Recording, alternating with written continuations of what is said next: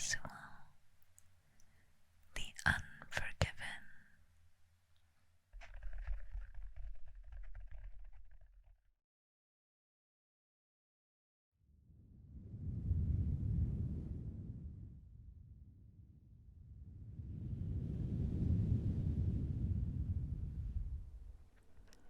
As a child, Yasuo often believed what the others in his village said of him. On the best days, his very existence was an error in judgment, and on the worst, he was a mistake that could never be undone.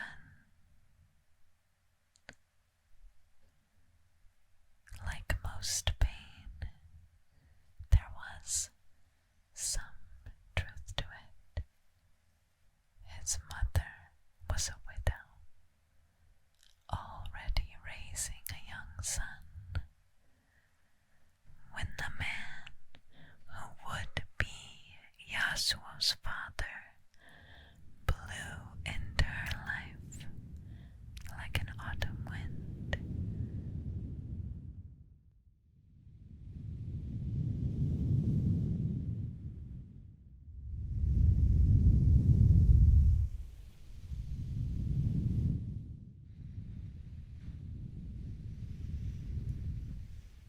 And just like that lonely season, he was gone again, before the blanket of Ionian winter settled over the small family. Even though Yasuo's older half-brother, Yone, was everything Yasuo was not: respectable, cautious, conscientious. The two were inseparable.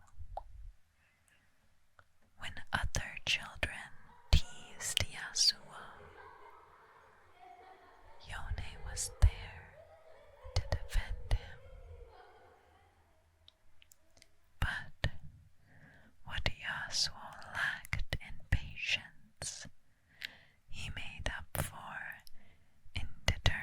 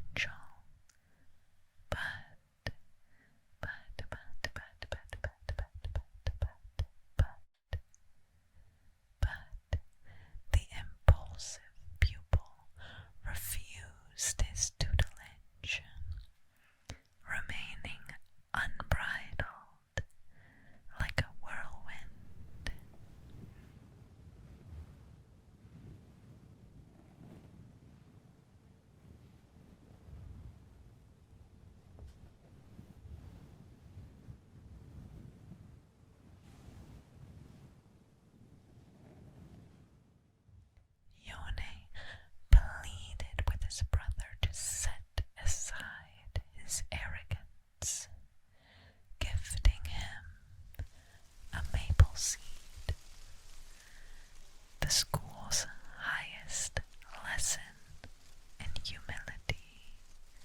Humility, humility, humility. The next morning, Yasuo accepted the position as Suma's apprentice and personal bodyguard. When word of the Noxian invasion reached the school, some were inspired by the great stand that had been taken at the Placidium of Novori, and soon the village was bled of the able-bodied.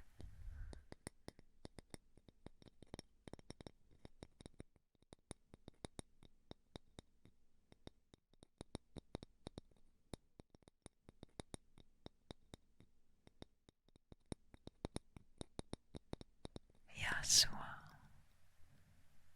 longed to add his sword to the cause, but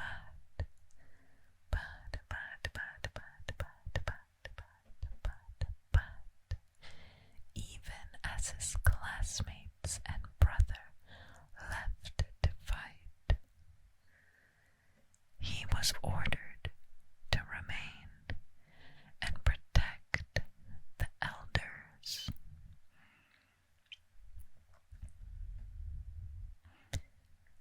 The invasion became a war. Finally, one rain-slicked night, the drums of a Noxian march could be heard in the next valley over. Yasuo abandoned his post, foolishly believing he could turn the tide. But he found no battle, only a raw grave where hundreds of Noxian and Ionian corpses lay. Something terrible and unnatural had happened here. Something that no single blade could have stopped. The land itself felt tainted by it.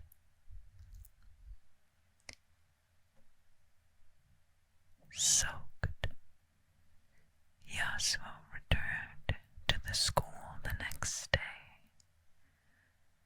only to be surrounded by the remaining students, their swords drawn.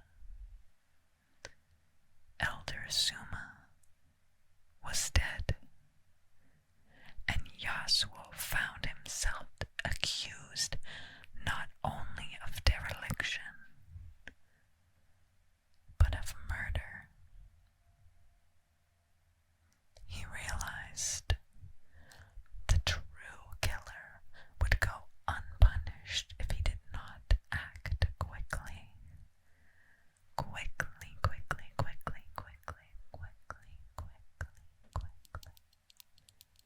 So he fought his way free, though he knew this would all but confirm his apparent guilt.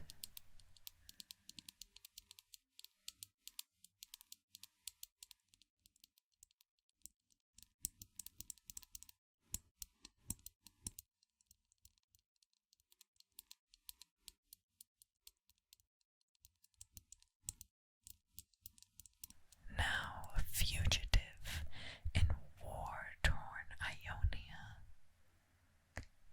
Yasuo sought any clue that might lead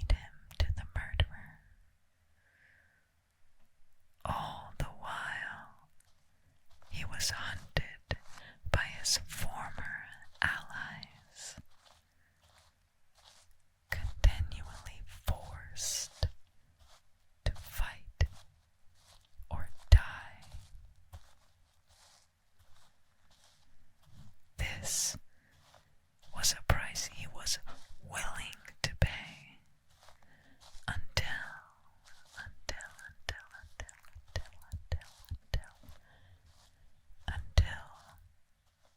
he was tracked down by the one he dreaded most, his own brother, Yone.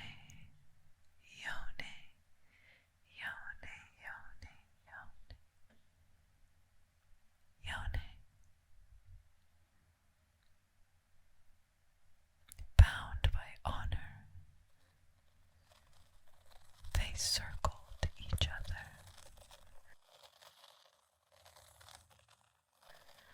When their swords finally met, Yasuo's wind magic overcame Yone's dual blades, and with a single flash of steel, the outcast cut his brother down.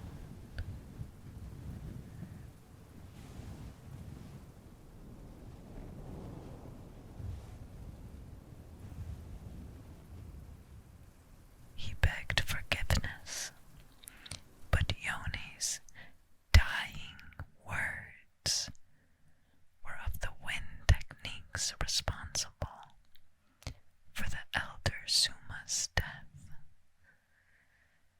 and that his brother was the only one who could have known them. Then he fell silent, passing on before he could grant any absolution.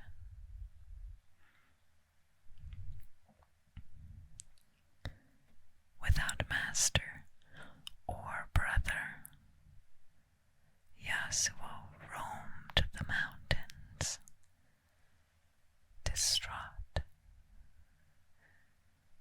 drinking away the pain of war and loss. A sword without a sheath.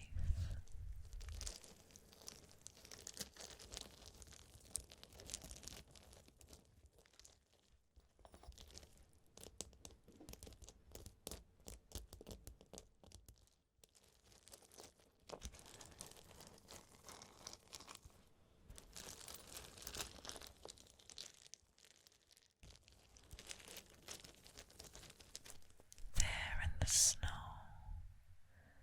he met Talia, a young Shuriman stone mage who had fled the Noxian military.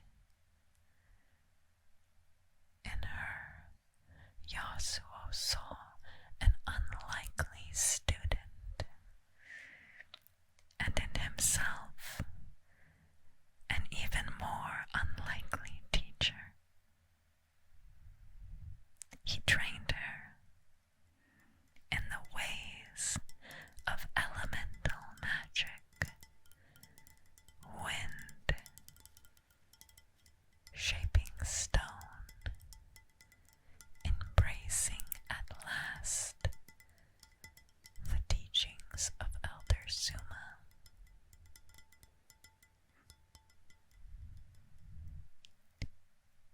Their world changed, with rumors of a risen Shuriman God Emperor. Yasuo and Talia parted ways, though he gifted her the treasured maple seed. Its lesson now learned.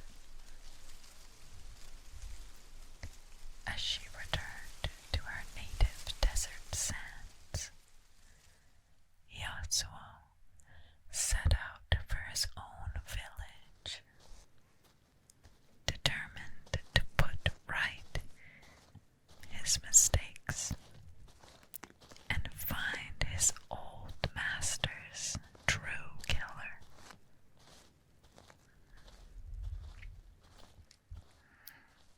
Within the stone walls of the council hall, Elder Suma's death was revealed to have been an accident, one brought about by the Noxian exile known as Riven, and one for which she felt deep, deep remorse. Even so, Yasuo could still not absolve himself of the choice he had made to abandon his master, or worse yet, how that choice had ultimately led to Yone's death.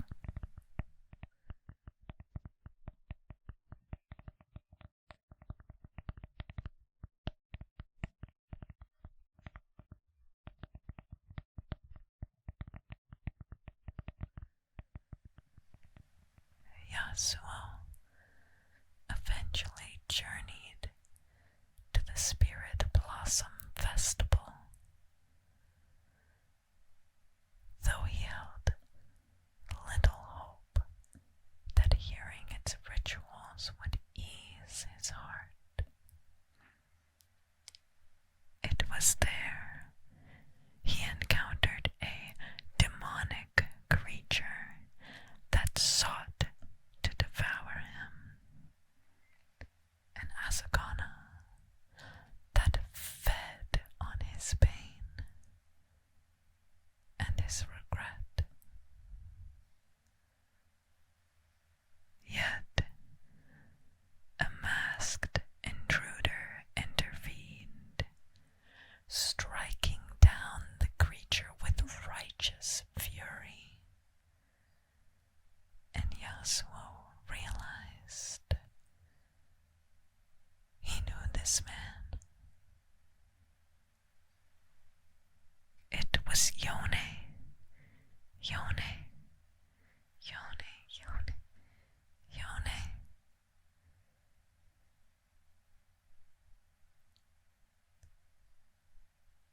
Fully expecting his brother to take vengeance, Yasuo was surprised when Yone let him go with little more